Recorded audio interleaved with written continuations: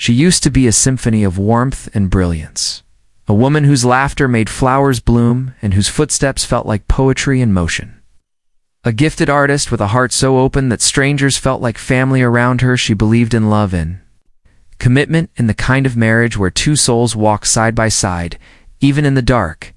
And when Armin, the charismatic, self-made CEO, proposed to her with words dipped in gold and promises soaked in affection, she saw not a man with power, but a partner with dreams. And though he came from a world of skyscrapers, boardrooms, and ruthless ambition, and she from quiet studios and canvas-covered rooms, she believed love would be their bridge.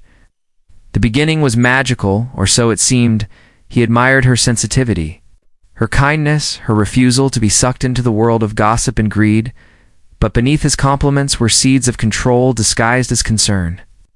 He'd ask her to wear something else to parties because her dress was too simple. He'd suggest she stay home and rest instead of joining her artist friends because he didn't want her to get tired.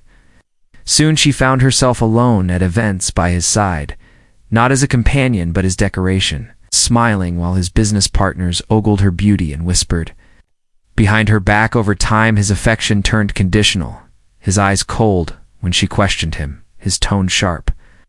When she resisted, he said she was lucky to have him, that he picked her from a sea of women who wanted his name, his money, his life, and that without him, she'd be nothing. He started offering her wine every evening, calling it their little tradition, but she didn't drink. He pushed, saying it would calm her nerves, and when she refused, he'd grow distant, withholding conversation and warmth, making her feel guilty as if her refusal to drink meant she was rejecting him.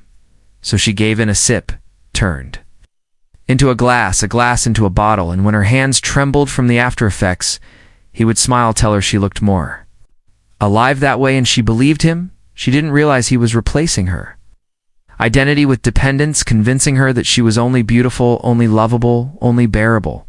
When she was under the influence, he controlled her wardrobe, her calendar, even her meals, making her feel incapable of deciding anything without his approval. And when she tried to fight back, tried to speak up, he would pull her into his arms and whisper cruelly sweet nothings about how broken she was, how he was the only one who could love someone like her, that no one else would want a woman so messed up, so unsure, so incomplete. And then came Zara, a sharp-eyed assistant with legs like ambition and lips that curved with practiced innocence. Armand brought her into their home under the guise of business, but the flirtation was immediate and shameless. He laughed louder with her, spoke longer, stayed out later, and when she confronted him, he told her not to embarrass herself, that Zara was everything she wasn't. Bold, fearless, capable, and he hoped being around her would teach her how to be a better wife. The humiliation was unbearable. She started drinking in private to feel numb, to forget the sound of Zara's giggles in the hallway or the way Armand looked at her now, like an inconvenience, like a burden, like a mistake. Then one night, she found them together, not just in whispers or glances, but truly together in the bedroom. She used to call hers. She didn't scream, she didn't cry. She turned around, poured herself another drink, and accepted the silence as her fate the next morning. Her body gave in.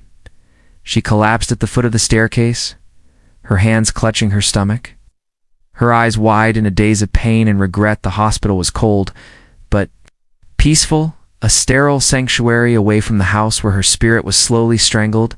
The doctors ran tests, and when the results came in, they didn't sugarcoat it. Her liver was deteriorating fast.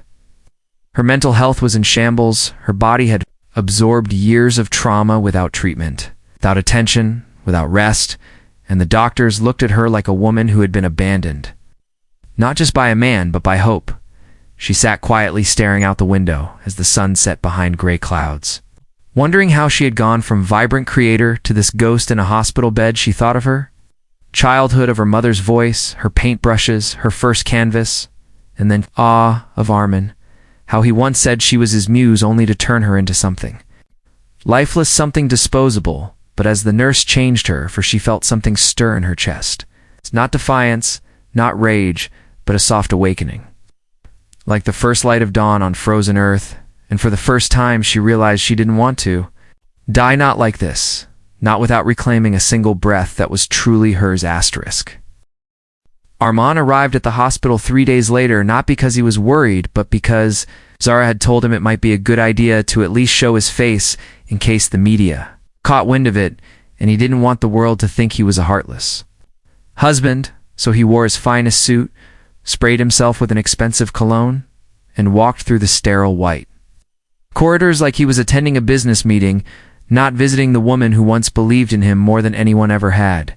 He carried a bouquet not of her favorite flowers, but of the ones that looked good on camera, and when he walked into her room with Zara clinging to his arm, he was prepared for drama, or tears, or even a quiet plea for forgiveness, but instead he was met with silence, not an angry silence or a defeated one, but a strange calm that unsettled him more than any confrontation ever could.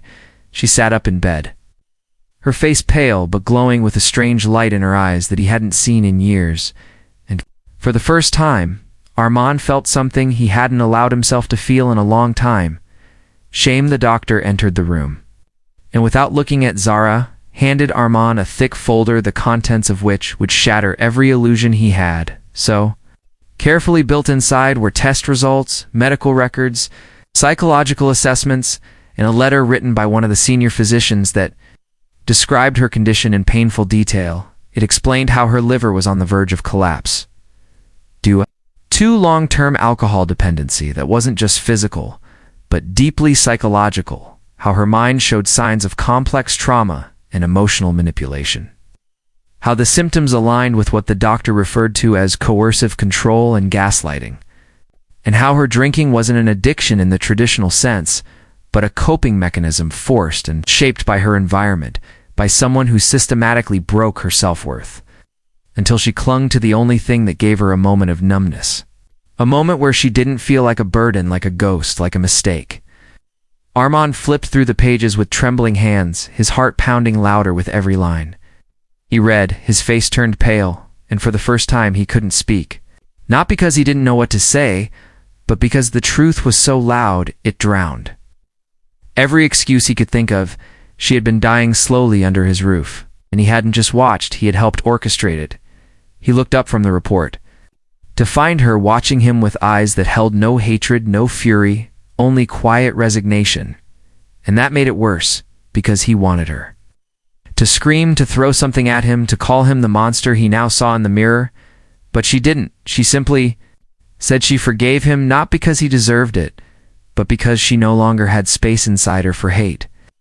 She said she needed to heal, and holding on to anger would only delay that, and she had already lost enough time to darkness. She was going to live now, whether she had a year or 10.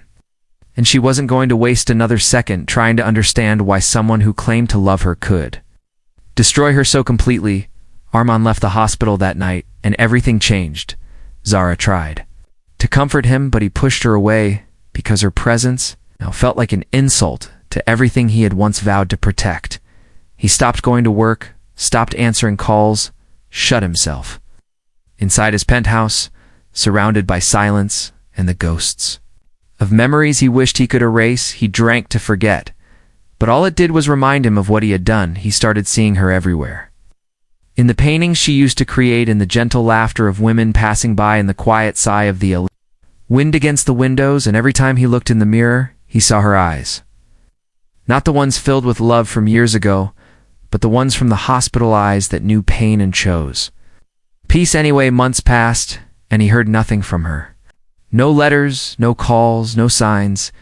It was as if she had vanished, and part of him feared she hadn't made it, that her body had finally surrendered to the years of pain. But then, one day, while traveling through a small town in Europe where he had once promised to take her on their anniversary, he passed by a quaint art gallery, and something made him stop. In the window was a painting of a woman standing in the middle of a storm, her arms stretched open, her face toward the sky, not begging, not crying, but accepting the rain with strength and defiance. And in the corner was a signature he recognized instantly, her name. It's not the one she used when they were married, but her maiden name, her true self, the identity he had tried to erase with control and dominance and fear. He walked inside, heart pounding, and asked the curator if he could meet the artist, and the woman smiled, said she didn't meet with ghosts, and he didn't understand until she pointed to a wall where a quote was framed in gold. It read, "Sometimes the ones who loved you the most are the ones who bury you the deepest, and sometimes healing means rising from the grave. They made for you without inviting them to your resurrection." He stood there, frozen, surrounded by her work colors. He never let her paint with images. He never let her express stories of survival, rebirth, and power, all from the hands he once held and controlled, now speaking to strangers who admired her not as a wife or an ornament or a broken woman, but as an artist, a survivor, a phoenix who turned her ashes into brushstrokes. He left the gallery with tears blinding his vision, the kind of tears that don't come from sadness, but from realization, the horrifying kind that wakes you up. In the middle of the night, years later, with guilt wrapped around your throat, he tried writing to her, but never sent the letters. He tried calling, but the number was disconnected. He tried finding her again, but she had vanished into the kind of life he could never enter, a life built on strength and silence and the refusal to be defined by the one who almost destroyed her. So he lived on, building his empire, sitting in boardrooms, attending galas, smiling for cameras, but inside he was a hollow man filled with echoes of laughter.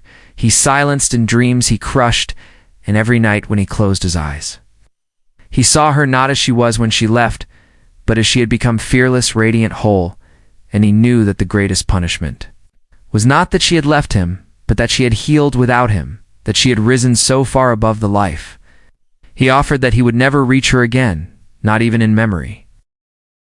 It had been 5 years since Armin last saw her, since that quiet moment in the hospital when she looked at him without hate and forgave him, not for his sake, but for her own healing, and every day since he had lived with the silence she left behind. It was not the silence of abandonment, but the kind that echoed with all the things he never gave her: love, safety, dignity, and every time he walked through his penthouse, past the empty hallways, or looked at the untouched wine cabinet he once used as a tool of control, he was reminded of her absence, of her strength, of the fact that she had chosen to live when he had almost broken her. And even though the world still called him a successful man, deep inside, he knew that without her light, none of it meant anything. He saw her in strangers, in colors, in reflections of who he used to be, and he sometimes wondered if she had found happiness far from him, if her laughter had returned, if her hands no longer trembled. And then one summer, while visiting the Amalfi Coast for a corporate retreat, he wandered through a local art fair to escape the hollow conversations of his board members, and there, among the noise and sunlight and beauty, he saw her, not just her work, but her standing in front of a canvas, painting freely, her short hair dancing in the breeze, her dress simple and colorful, her hands stained with colors, and her soul seemingly weightless. She was smiling, not at him, not for anyone, but for herself, and in that moment, he froze because she looked nothing like the woman he once tried to mold. She looked like herself, vibrant, whole, strong, and when she noticed him, she didn't flinch, didn't turn away, didn't run. Instead, she gave him a small nod, a gesture, not of warmth but of peace, and he walked toward her slowly, unsure whether he should even speak, but unable to walk away. And when he stood before her, surrounded by the sound of waves and the smell of paint, he simply said he was sorry, not just for the pain, but for the years he spent silencing her, for the way he confused control with love and pride with power. And she listened, her eyes steady, not cold, just clear. And when he finished, she said that forgiveness was not about forgetting. It was about letting go of chains that weren't hers to carry anymore. She said that she still had days when the past knocked loudly, but she no longer opened the door, and she no longer needed answers or apologies to validate her growth, because healing had made her complete without needing closure. And then she turned back to her canvas, as if the conversation had ended, not abruptly, but with grace, and he knew he had no place in her life now, not even as a shadow. So he walked away, heart heavy but strangely light, as if seeing her alive, thriving, had unlocked something inside him, a strange sense of relief. Because even if he could never be part of her story again, at least he was no longer the villain in the current chapter. And later that evening, when the art fair closed, he returned to the same spot and found a small painting resting on an easel. Showed a single tree standing tall in the middle of a storm, roots deep, leaves alive, and beneath it, a line in her handwriting. reads, "Sometimes we find ourselves only after losing what was never love, and he took that painting home, hung it above his bed, and for the first time in years, he slept peacefully not because he was forgiven, but because he had finally faced the truth, and accepted that she was never his to control, only his to cherish, and he would spend the rest of his life remembering that too late,